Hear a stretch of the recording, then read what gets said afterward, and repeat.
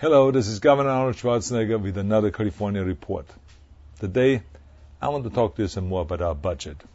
You see, we are 6 weeks into the new fiscal year, and still California has no budget.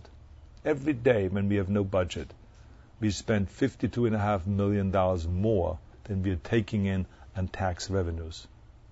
Now, there continues to be fundamental differences between myself and some of the legislators. One side is proposing higher taxes, more spending, more borrowing. And I'm fighting for lower taxes, no borrowing, and less spending. You know what occurred to me? This has been the same fight that I've been fighting over the last 6.5 years. It's always about, should we cut spending, should we live within our means, or raise taxes? It's the same fight also, of course, that goes back decades, not just during my administration. I mean, Ronald Reagan had the same fight, Jerry Brown, George Dugmagian, Pete Wilson, Gray Davis, everyone had the same fight. Should we increase taxes or should we live within our means like everyone else has to, like businesses have to, families have to, and so on? But why over all these years have it had to be this way? Why do Californians continue to suffer from the same deficits, the same dysfunction year after year?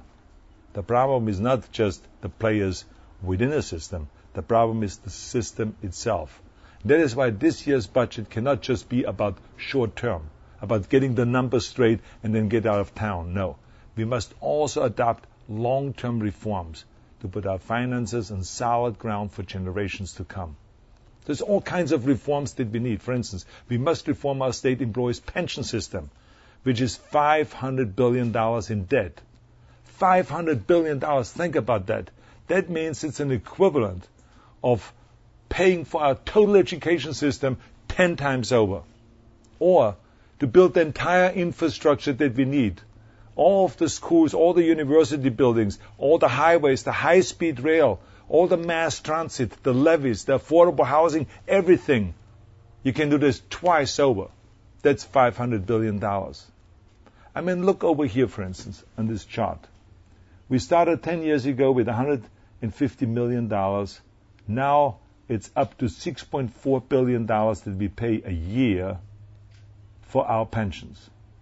And in the next 10 years, if we don't do something about it and reform it, it will go up to $104 billion. But besides the pension system, we must also reform our broken budget and tax systems.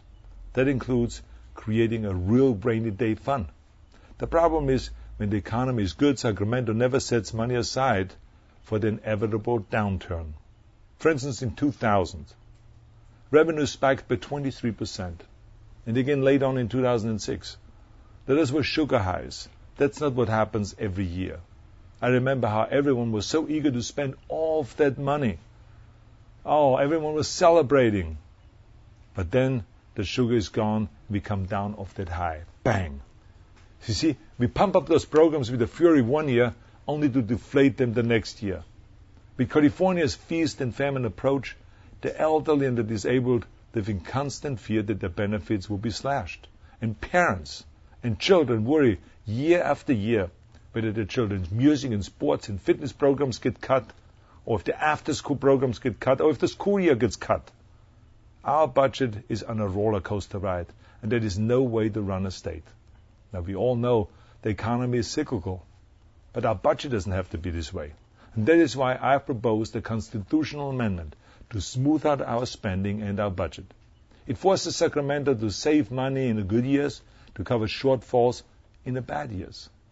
It creates basically a rainy day fund, up to 12.5% of the general fund. So if the general fund is $100 billion, we put $12.5 billion aside and save it in a rainy day fund. Transfer to the fund will be mandatory, not voluntary. And money could only be taken out when there's truly a rainy day. Now think about this.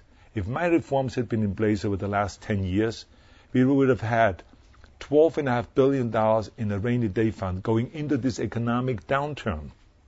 So we would have had that money available. We would have looked ahead and we would have said, okay, for the next 4 years we have a problem with our revenues. So let's divide this $12 billion into 4, and every year we would have had extra $3 billion for foster care, for in-home supportive services, for health care, for child care, for education, and all of those kind of things that are so important. With this reform, we can stabilize California's fiscal future. We can regain control of our budget. Let's not fall back into the chaos that we were in.